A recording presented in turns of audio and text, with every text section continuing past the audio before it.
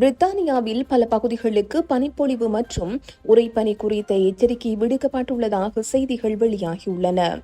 பனிப்பொழிவு மற்றும் உறைபனி குறித்த எச்சரிக்கை விடுக்கப்பட்டுள்ள நிலையில் பொதுமக்கள் மற்றும் வாகன சாரதிகள் அதிக கவனமுடன் இருக்குமாறு அறிவுறுத்தப்பட்டுள்ளது.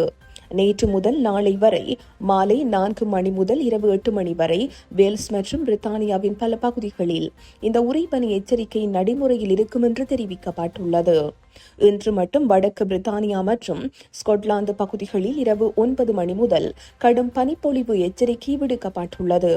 கடுமையான குளிரை கருத்தில் கொண்டு முதியவர்கள் மற்றும் நீண்ட நாள் உடல்நல குறைபாடு கொண்டுள்ள மக்கள் கூடுதல் கவனமுடன் இருக்க அறிவுறுத்தப்பட்டுள்ளது.